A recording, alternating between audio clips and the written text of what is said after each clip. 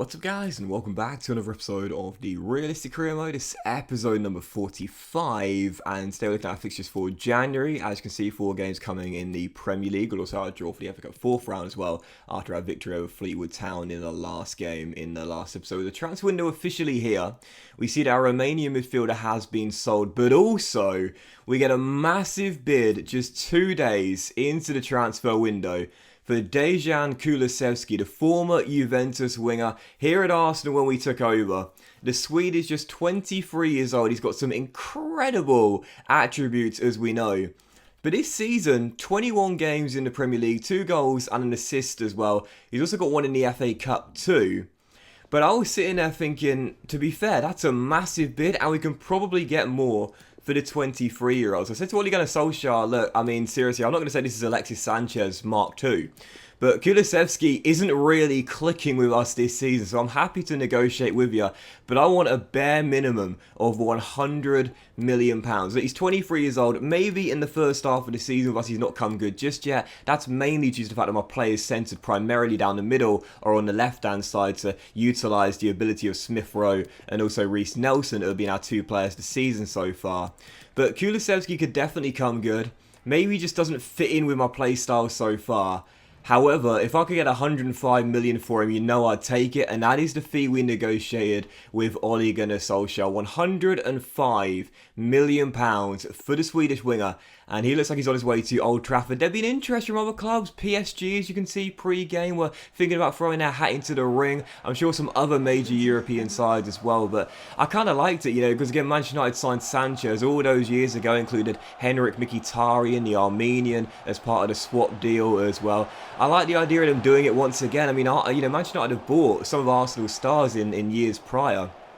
You know, some have worked out, some haven't. Obviously, Robin Van Persie, what a steal that ended up proving to be all those years ago as well. So I kind of like that, you know, Manchester United once again going for an Arsenal star that maybe once away isn't getting the ball enough. I quite like that, you know, I thought it was kind of cool. So 105 million the fee, and that would mean his final game for the club would come here. Our first one of the calendar year, taking on Brighton and Hove Albion. Graham Potter's side coming to North London to face us here in the Premier League. Took the lead in the first half through you know who, Reece Nelson. This is why Kulusevski wants to leave, man. Most of our play goes down the left or through the middle. He doesn't see the ball very often, and 58 minutes in, once again Nelson going for goaling for his second of the game. Good save there though, as it was still 1-0.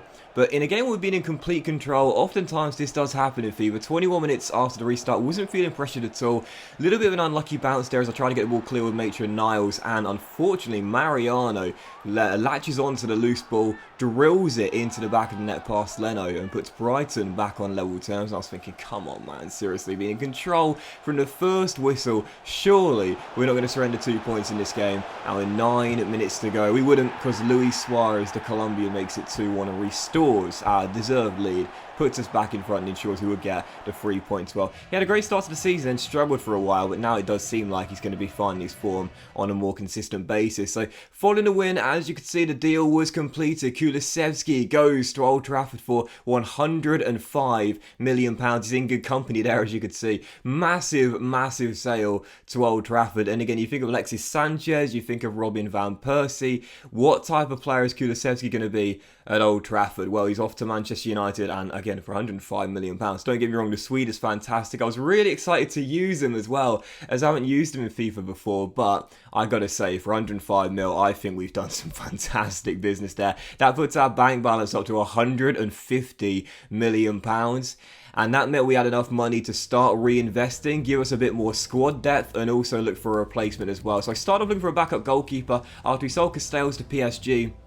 Right now, Leno is our only decent goalkeeper. So I went to Aston Villa and decided to get Aaron Ramsdale, the former Blade, now at Villa Park. Dean Smith accepted a £12.5 million bid for him. And I thought that was kind of cool as well, because it's under the valuation. Ramsdale's got a year and a half left on his deal. He's 25 years old. He's 79 overall. And he's their second choice goalkeeper at Villa Park as well. Aston Villa got Justin Bilo, and he's their normal starting goalkeeper. So Aaron Ramsdale either shares the game time or doesn't play as much. So we signed for £12.5 million million as a backup goalkeeper. And again, in the limited game time he's had this season for Aston Villa, he's done quite well. 25 years old, he's only going to get better. His best stat is kicking, which is really handy for us as we play out from the back as well. And Ramsdale coming in to be a stand-in for Bernd Leno. You might say it's a downgrade from Castells and Leno to Ramsdale and Leno, but again, you don't need two goalkeepers there, 85 and 86 overall together. One's not going to play, and it's a bit of a waste of their ability just being sat on the bench. So Ramsdale will know his role as a backup goalkeeper, maybe play the occasional cup game here and there, but for the most part, he knows his role as a bench warmer. So Ramsdale comes in, very pleased with that signing, and then decided to sign a backup left back as well from Crystal Palace, Tyrick Mitchell. He had been linked to Arsenal, I think it was last season before he signed a contract extension, but we agreed a £17 million deal with Roy Hodgson, not Patrick Vieira, the former Arsenal midfielder, the Gunners legend, not there in the game. Roy Hodgson is still there at the moment, but yeah, we signed Mitchell on, I think it was a 4-year deal as he comes to the Emirates Stadium as our backup left back, and we didn't have one, of course, for Kieran Tierney. Now we do. The club captain occasionally is going to need a bit of rest, and Mitchell, 24 years old, 2 years younger than Kieran Tierney. He might be 8 ratings lower, but he's very, very quick with high medium work rates, and if I can get the defensive work rate up to high and the stamina improved as well, I'll be very happy. So 2 signings there for just shy of £30 million. 2 brilliant piece of business as far as I'm concerned. And again, selling Kulusevski, that gives us the freedom to bring in more players for squad depth. I mentioned it when the window opened. That's our only real concern. We got a great amount of quality in the first 11. The bench is pretty strong as well.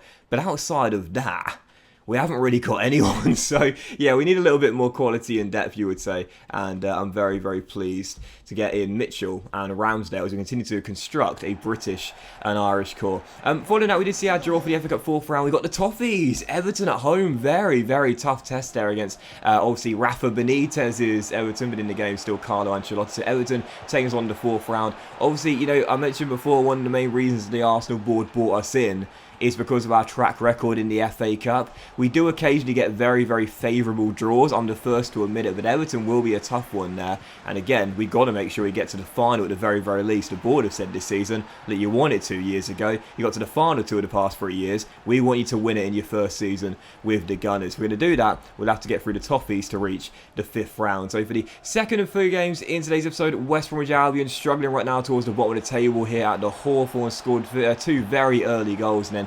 27 minutes in, Luis Suarez, like I said, I think he's going to start coming good now after a little bit of a struggling patch of form after his red hot start. The Colombians doing the samba once again, looking like the real deal, like he was at the start of the campaign. So 3-0 Arsenal in the first half, in complete control, not looking as though we were missing Kulusevski whatsoever, and there were 20 minutes on the clock. Nice little back heel by Dolberg. Campbell finds Gabriel Martinelli, and he was the one I put into the team in our first game without Kulusevski. Martinelli on the right, Nelson on the left, Smith Rowe through the middle.